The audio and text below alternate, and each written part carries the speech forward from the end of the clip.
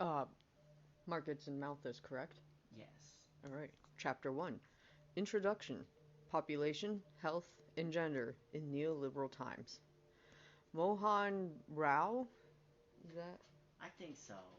Mohan Rao and Sarah Sexton. Maybe row. Rao? Okay. It's Rao. Oh. Don't. I don't know. Okay. VHP President Ashok Singhal said Hindus should give up family planning so that their population does not go down. He said population of minorities, especially Muslims, had been raising at such a fast pace that it would be 25 to 30% of the total population in 50 years. Singhal said it would be suicidal for Hindus if they did not raise their population. Singhal, 2004.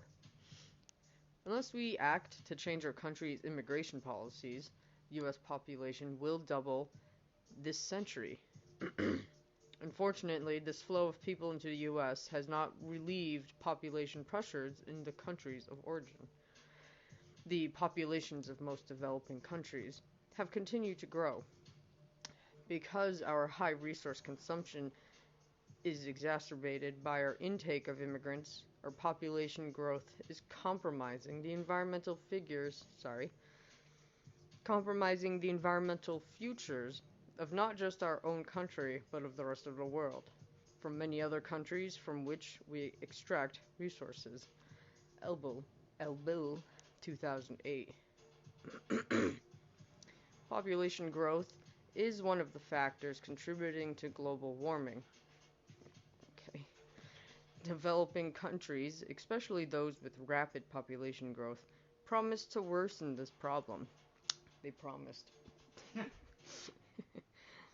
Of man-made global warming pollution, as they too develop using the model of wasteful, energy-intensive Western economies, okay, stabilizing population growth worldwide, are vital components of slowing and eventually stopping global warming.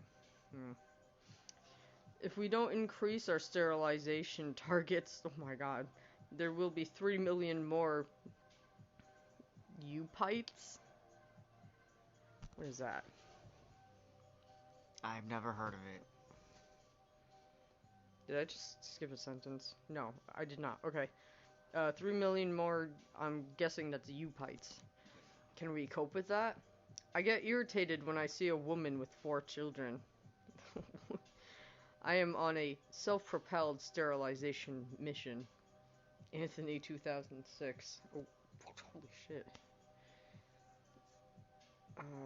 Oh.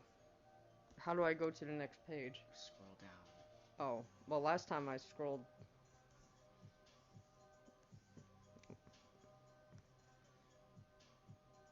Last time it was like scrolling to the left or whatever. You gotta look at me like that.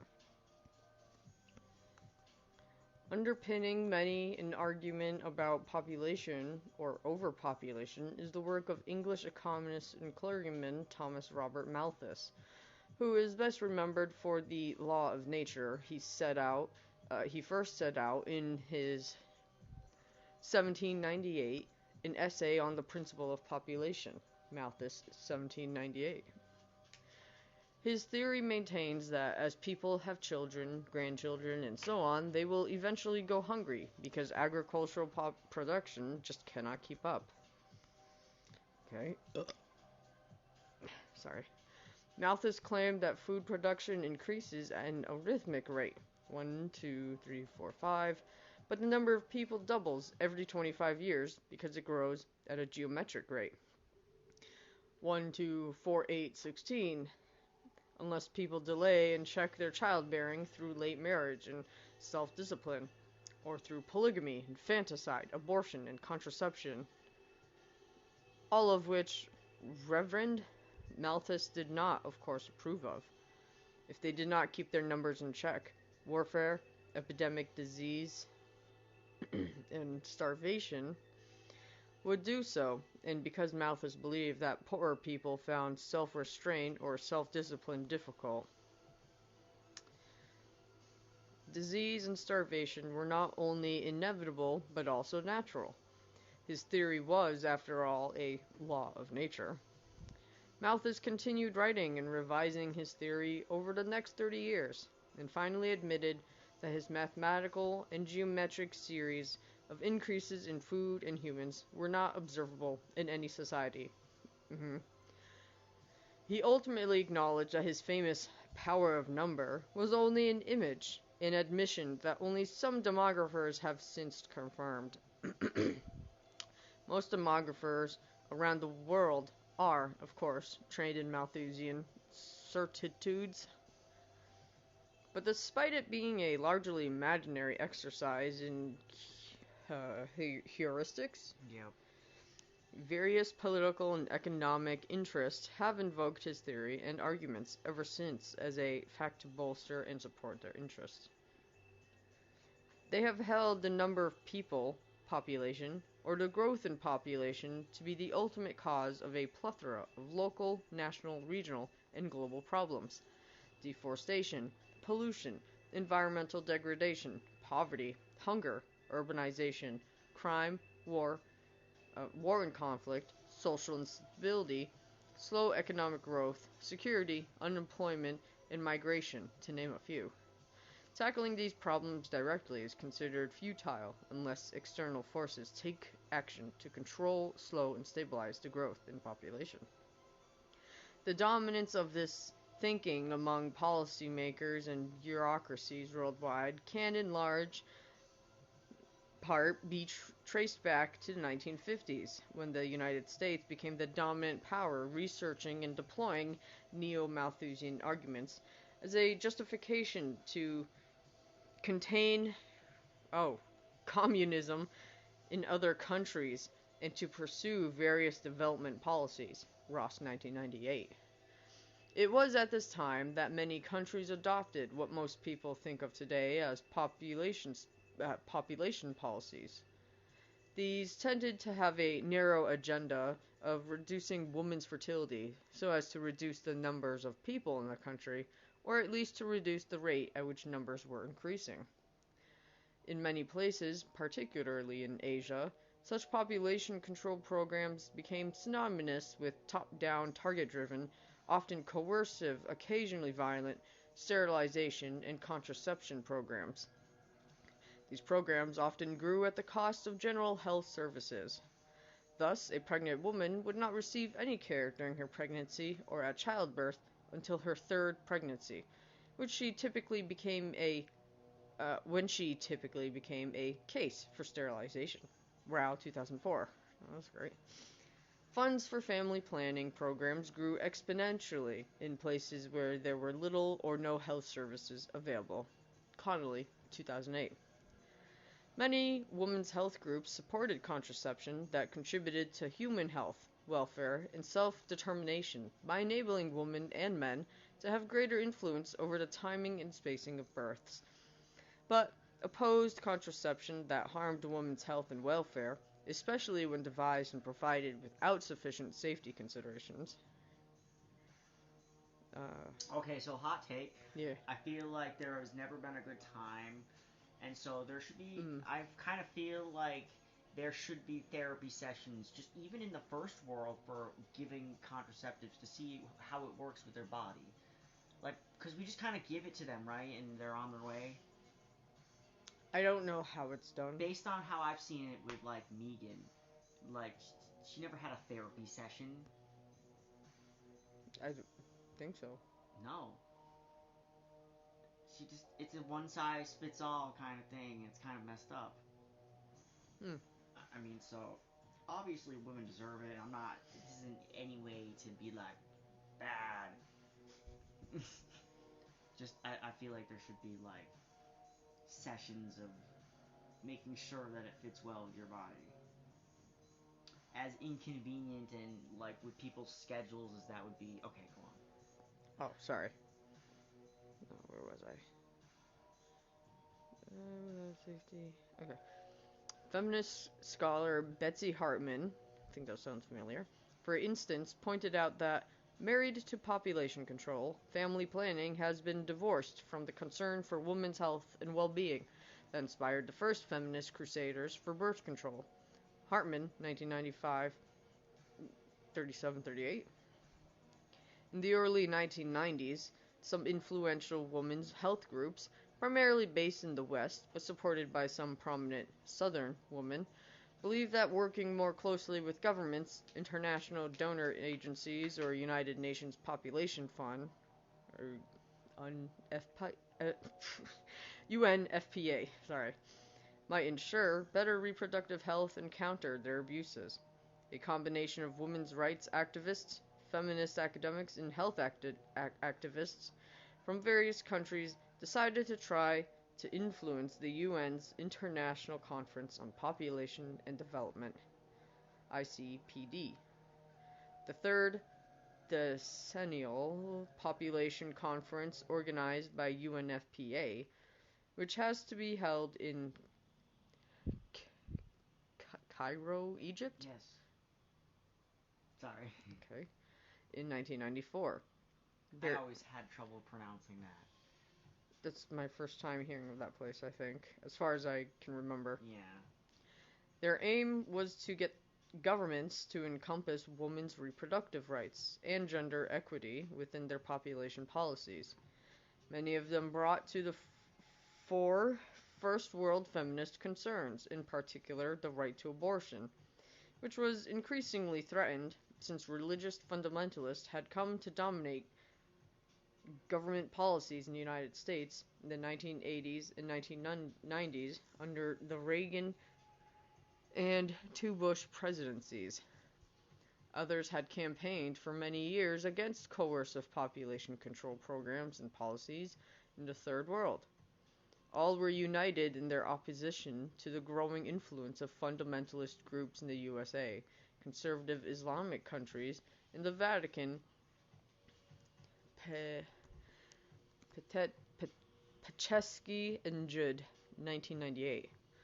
Joining these women were several groups from the population control establishment, comprising a wide array of actors ranging from the World Bank and Population Council to a number of international non-governmental organizations, or INGOs, nation-states, health personnel, and academics, Bandaraj, 1997. Although seemingly opposed to the feminist camp, this extremely influential group had apparently realized that their demographic goal of reducing women's fertility could not be attained without taking into account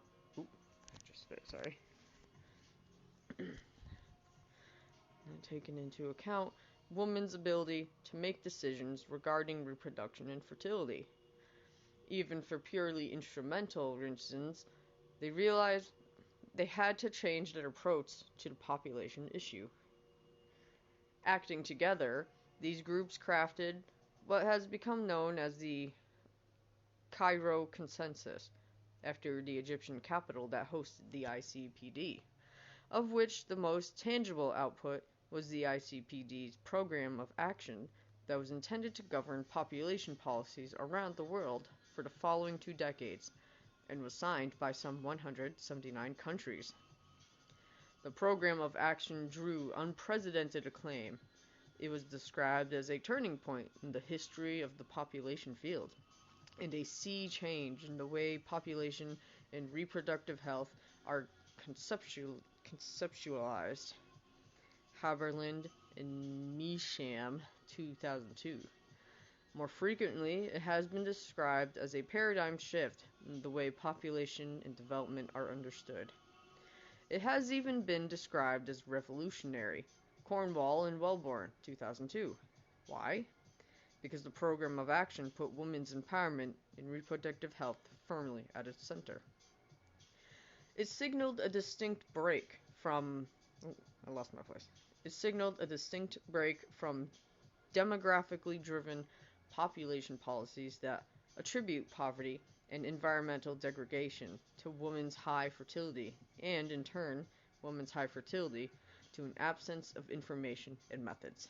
Paczewski and Judd, 1998. 2. It challenged the moral arsenal of Christian, Hindu, or Islamic fundamentalists to curtail rights of women in the name of tradition or culture, most often fraudulent and concocted.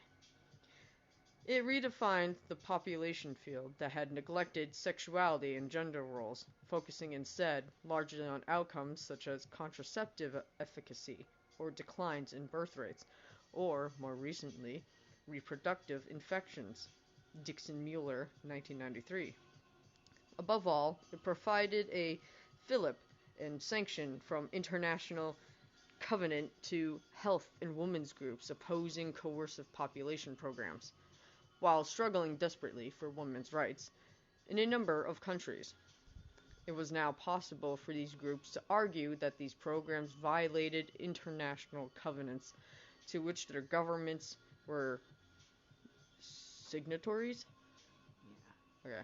Uh, Even though demands for reproductive rights and health did not originate in Cairo and were not formulated by the population control agencies or other international agencies that supported them, Ravindran, 1998, it was in the Cairo Consensus that they cast their influential shadow. In the years since the 1994 ICPD, it has become rare to hear women's or health groups complaining about a country's heavy-handed population policy.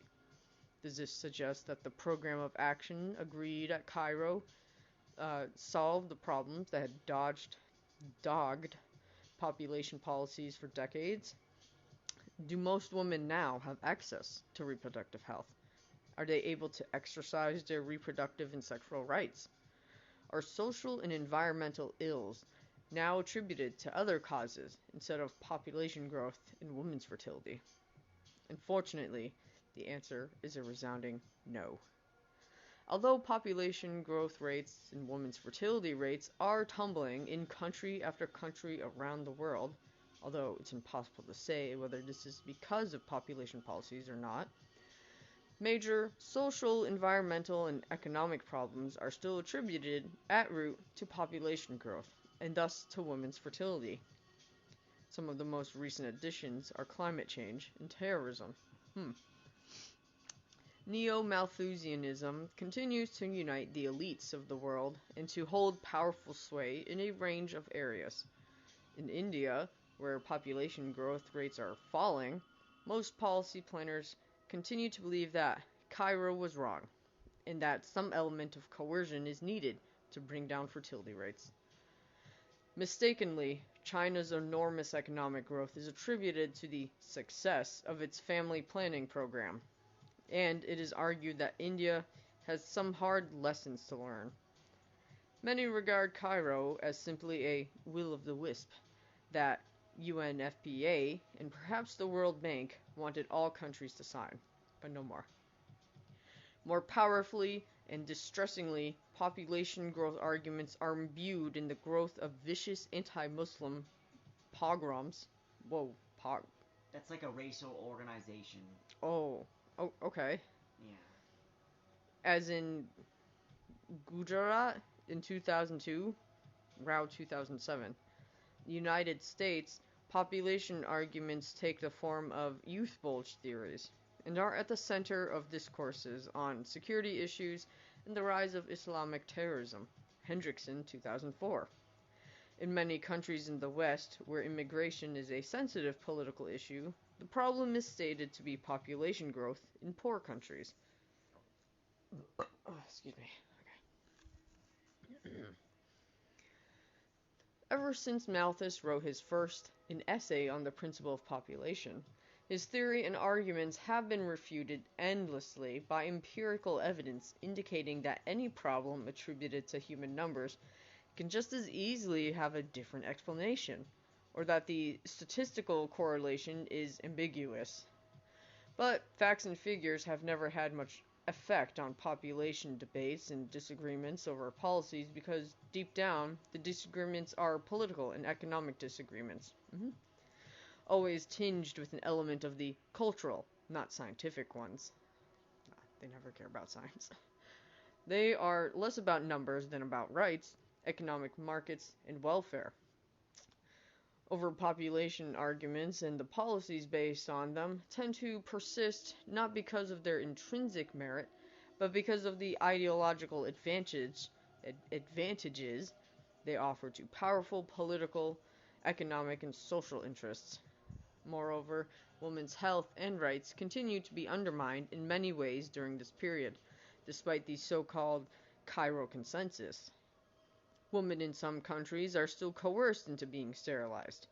During 1996, for instance, family planning providers intimidated and humiliated indigenous poor and rural women in the Peruvian Andes into being surgically sterilized after offers of food and clothing had not persuaded them. It's obviously never going to work. In Indonesia, poorer women do not have access to contraception, even though the country was held up at Cairo in 1994 as an exemplar of family planning provision. In India, several states have introduced a two-child norm for those who wish to contest local elections, while others have introduced such norms for access to government schools. In many parts of the world, maternal mortality rates, a measure of the number of women dying each year from pregnancy-related causes, have stagnated or worsened, as have infant and child morbidity and mortality rates. Some 600,000 women die each year, 95% of them in sub-Saharan Africa and Asia, while 18 million are left disabled or chronically ill because of largely preventable complications during pregnancy or childbirth. These figures indicate that many women do not have access to essential and emergency obstetric care from skilled health workers, let alone access to more comprehensive reproductive health services. In 2000, between 150,000 and 170,000 women died in childbirth in India, accounting for about 1/4 of all maternal deaths worldwide. Friedman et al., 2004. Far from declining over the 1990s, maternal and neonatal morbidity and mortality rates in India have at best plateaued. Yeah. At worst, increased. Ved and Dua, 2005. Indeed, many positive trends in the health of women the world over, from north to south, east to west, have been reversed over the past 2 decades, while reproductive health and rights remain threatened, particularly for poorer women, migrant women, and women of color. An estimated 330 million people are infected each year with sexually transmitted diseases, of which human immunodeficiency virus/acquired immune deficiency syndrome, or HIV/AIDS, accounts for 6 million. Women and children are disproportionately affected. Some 70% of deaths at childhood can be attributed to diarrhea, pneumonia, measles, malaria, and malnutrition, the incidence of which is on the rise. And anti-feminisms are increasing the world over, accompanied by increasing levels of violence against females ranging from sex-selective abortions to overt violence directed at women, especially poorer ones. A striking fact is that infant and child sex ratios in many parts of the world have turned anti-female, not just in the Orient, United Nations Secretariat, 2003. There is also consensus that exploitation of women in the sex industry and of young children has increased as well over the past decade. As for the Cairo agenda, various factors and forces have come together to make sure that the program of action has not been implemented to any significant degree, something that several regional women's groups had documented even before the turn of the millennium, era 1999. Development Alternatives with Women for a New Era, 1999. Sedasivam, 1999. The cause is usually stated to be a lack of resources, but the actual cause is a lack of political will. Over the same period, governments found enormous resources to increase their military expenditure. Indeed, both India and Pakistan received opprobrium when they announced themselves to have become nuclear states, but Israel, another nuclear state, did not. There was clearly a new global context. In this, it was becoming evident that the tryst made with promises that were Cairo. Hold on. There was clearly a new global context. In this, it was becoming evident that the tryst made with promises that were Cairo was precisely that, empty promises.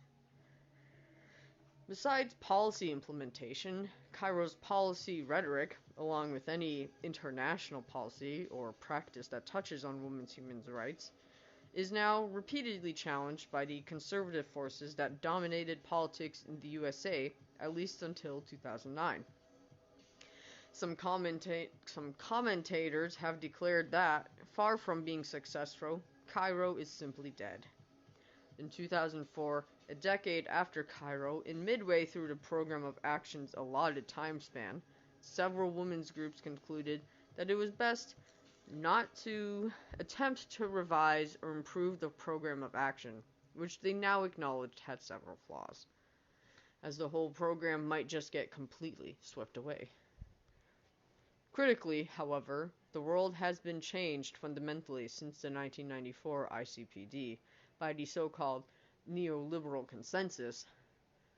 Already at the time of Cairo, it was known that neoliberal reforms during the 1980s had wreaked so much devastation in Africa and Latin America, the first continents to be structurally adjusted, that United Nations Children's Fund, UNICEF, felt compelled to call for structural adjustment with a human face.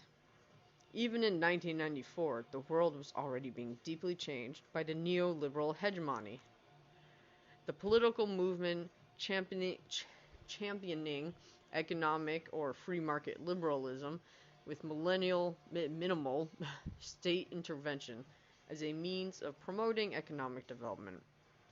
Since then, it has become clearer that international regimes of trade and finance increasingly threaten the livelihoods and the health of poorer people, even as health and wealth inequalities increase within and between countries. The overpopulation argument completely elides the fact that there occurs a net transfer of close to $80 billion annually from the countries of the South to those of the North. Indeed, this figure has increased substantially over the last 3 decades. In short, the poor countries are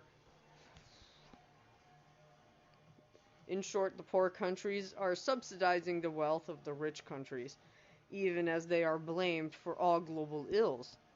That region of the world, considered the breadbasket of the back of... What? Oh, okay. That region of the world, considered the breadbasket of the back of beyond sub-Saharan Africa, annually transfers $13.4 billion to its creditors in the West, which is substantially more than what it spends on education and health combined. In 1987 to 1993, the net transfer of resources from Africa to the International Monetary Fund, or IMF, was $30 billion. Gershman and Irwin, 2000. During this period, when a number of countries have implemented structural adjustment programs, inequalities within and between countries have risen sharply. The income gap between the world's richest and poorest has more than doubled. In 1960, 20% of the world's people in the richest countries had 30 times the income of the poorest 20%. Today, they command 74 times more. Harvey, 2005. The same richest 20% of the population command 86% of the world GDP, while the poorest 20% command merely 1%. No amount of cutting or reducing birth rates among these populations will make any difference to global wealth, national wealth, or indeed to global problems of the environment.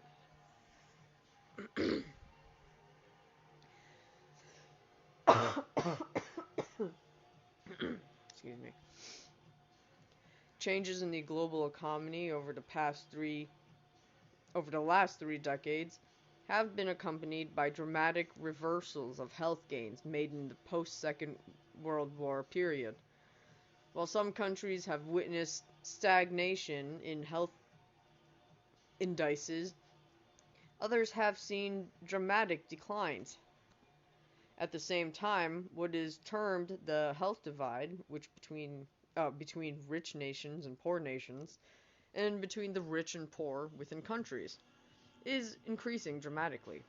For example, the gap in the under 5 death rate, considered a sensitive indicator of social and economic development, has widened has widened between the rich countries and the poor. The under 5 death rate gap increased from a ratio of 7.8 in 1978 to 12.5 in 1998. Similarly, the death rate ratio in the age group 5 to 14 has also increased from 3.8 in 1950 to 7 in 1990. It is generally accepted that these widening health inequalities are the consequences of the imposition of the World Bank and IMF-led policies of structural adjustment and the accompanying health sector reforms around the globe.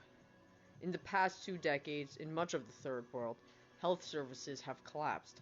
The so-called health sector reforms advocated by the World Bank, a powerful banker of the Cairo Consensus, have led to further disparities in health access, even as they have increased the financial burden of ill health and disease. The World Bank, the IMF, along with the World Trade Organization, or WTO, whose structure and remit was being finalized as the Cairo document was being signed, now have more influence and control over health policies than the World Health Organization, or WHO.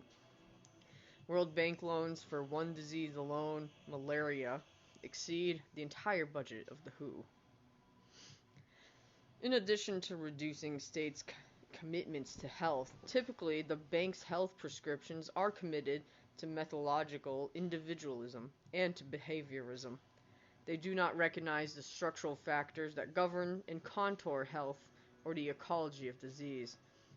Further, they are also typically constrained by cost-benefit considerations that cannot always be legitimately applied to health situations.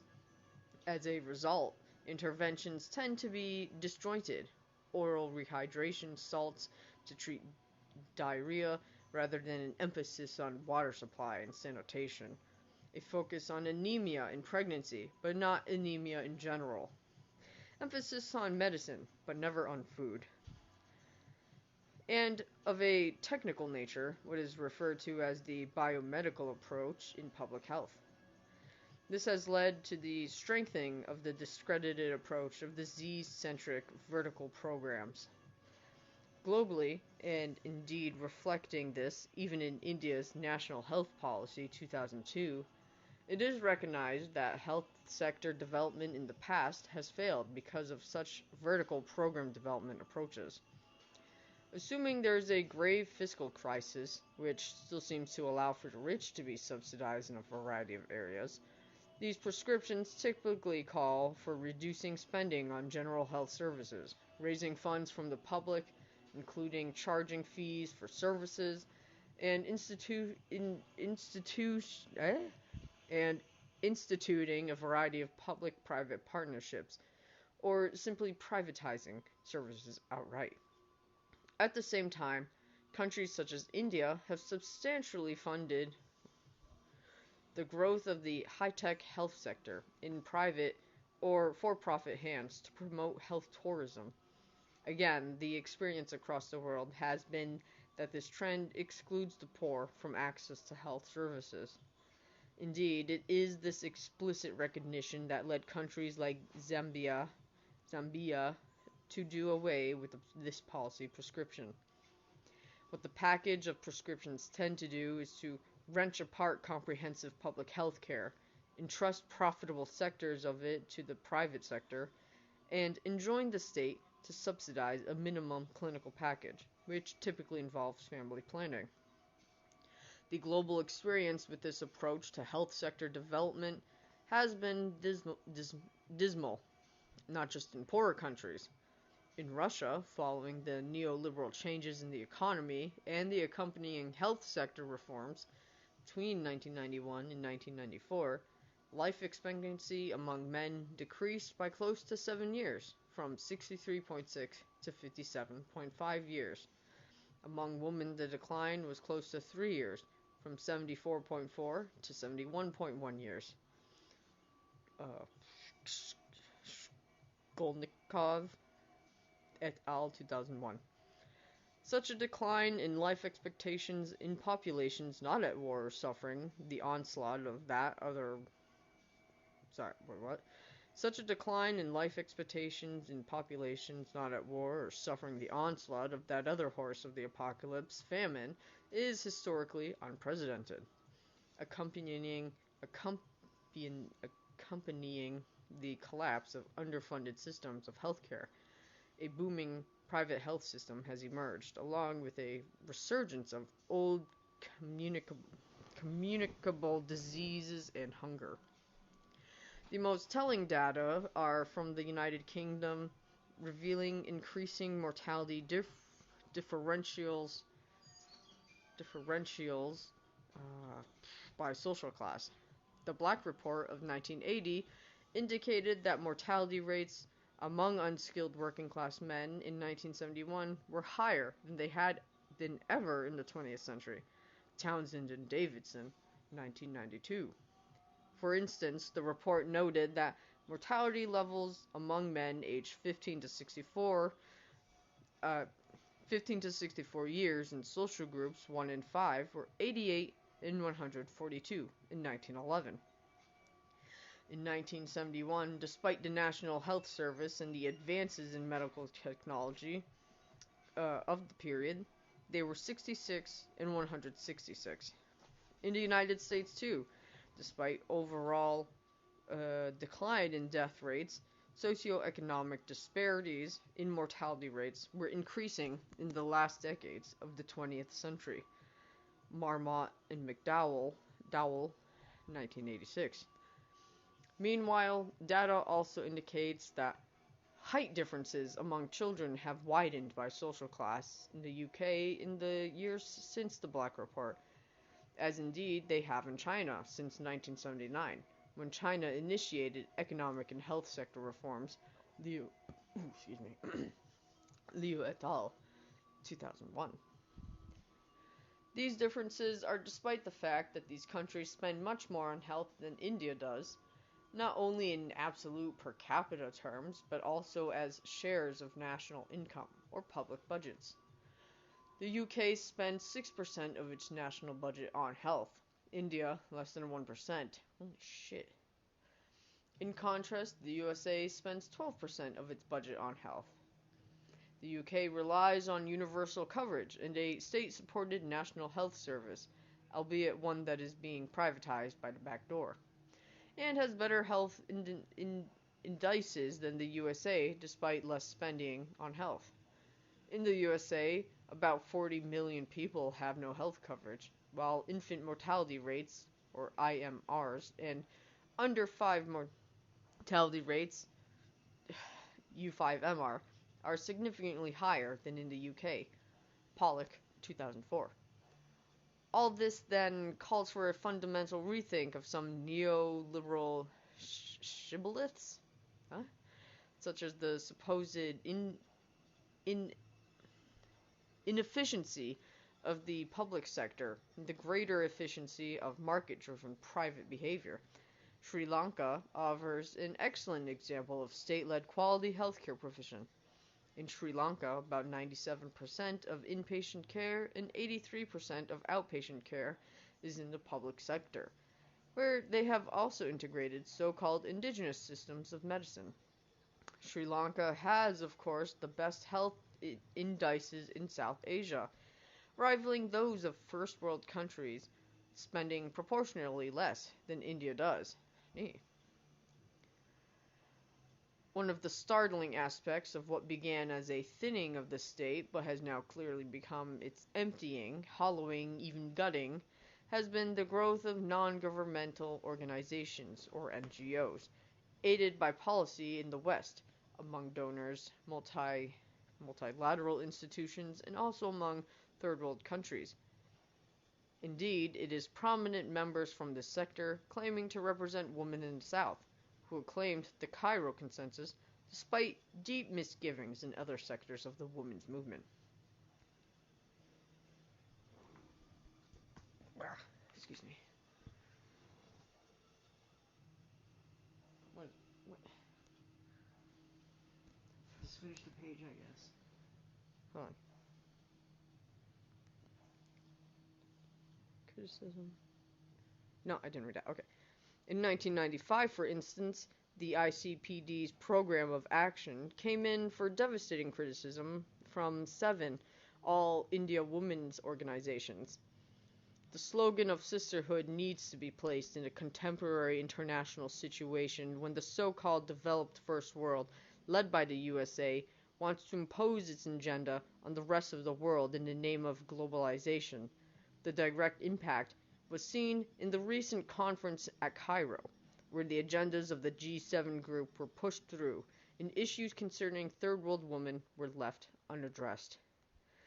For instance, in Cairo, the issue of abortion dominated the proceedings.